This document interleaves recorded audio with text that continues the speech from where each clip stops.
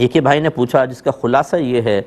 کہ بعض وقت گورنمنٹ یا بعض بینک اس طرح کی اسکیم پیش کرتے ہیں کہ آپ اتنا پیسہ ہمارے پاس رکھوا دیں تو پر منتھ یا پر ایئر ہم اتنا آپ کو پروفٹ اس پر دے دیں گے، کیا حکم شرع ہوگا؟ دیکھیں اگر تو وہ اسلامک بینک ہے، فرض کر لیں، آپ نے اگرچہ نام نہیں لیا، میں ویسے بتا رہا ہوں، اگر وہ اسلامک بینک ہے اور اس میں کوئی مفتی صاحب شرعی رہنمائی کے لیے موجود ہیں، شرعی ایڈوائزر کے طور پر ہیں، اور انہوں نے بینک کی جتنی پروڈکٹس ہیں یا اس طرح کی اسکیمز ہیں ان سب کی شرائط کنڈیشنز وغیرہ کو دیکھ کر یس کہہ دیا ہے تو پھر تو آپ بلا جھجک کر سکتے ہیں، کوئی مسئلہ نہیں ہے۔ سیکنڈ یہ ہے کہ کوئی ایسے شرعی مفتی صاحب تو ہیں نہیں، پھر یہ دیکھیں کہ بینک آپ سے جو یہ پیسہ رکھوا رہا ہے کیا وہ اس طرح کا معاملہ طے کرتا ہے کہ آپ اتنا پیسہ رکھوائیں، ہم بزنس میں لگائیں گے، اس سے جو پروفٹ آئے گا وہ ہم اتنا آپ کو دے دیں گے۔ اگر ایسا ہے پھر آپ کر سکتے ہیں، لیکن اس میں یہ صورت نہیں ہوگی کہ 1,00,000 پہ 1200 فکس نہیں کر سکتے پروفٹ، اس میں پرسنٹ میں ہوتا ہے کہ جتنا نفع ہوا 2% آپ کا، 3% آپ کا۔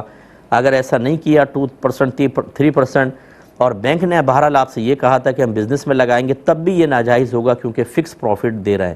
اور تیسری صورت یہ ہے کہ کوئی کاروبار کا کہا ہی نہیں، اتنا پیسہ رکھوائیں، اتنا پیسہ لیں، یہ بالکل قطعاً سود ہے، کیونکہ یہ جو آپ رکھواتے ہیں یہ قرض ہے، اور قرض کے اوپر جب کوئی نفع لیتا ہے اس کو سود کہتے ہیں۔ نبی کریم صلی اللہ علیہ وسلم نے ارشاد فرمایا کہ جو قرضہ نفع کھینچے وہ نفع سود ہوتا ہے، تو اس لیے اس طرح کی پالیسیز لینا یہ صحیح نہیں ہوتا۔ میں اداروں سے بھی گزارش کرتا ہوں اس کے جائز طریقے ہو سکتے ہیں، کسی اچھے مفتی صاحب سے رجوع کریں، ورنہ ہم سے سجیشن لے لیں۔ یہ جیسے اپنا گھر کی اسکیمز وغیرہ ہوتی ہیں، دیگر چیزیں، لوگ بہت پریشان ہوتے ہیں کہ جس میں سود دینا پڑے گا، یہ ہوگا وہ ہوگا، ان سب کی شرعی جائز صورتیں بن سکتی ہیں۔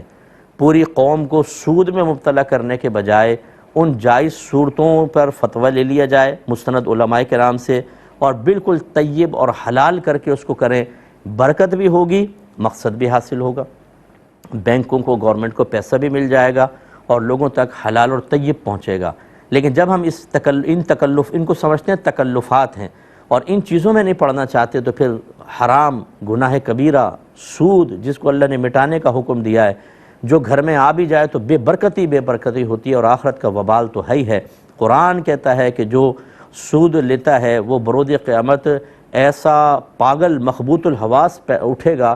جیسے کسی کو شیطان نے ٹچ کر کے پاگل کر دیا ہو، دماغ گھوما ہوا ہوگا خوف کی وجہ، دہشت کی وجہ سے۔ اس لیے جو آج بڑے آرام سے سود پیٹ بھر کے کھا رہے ہیں انہیں اللہ کا خوف کرنا چاہیے، کل بہت ہی سخت حساب ہوگا۔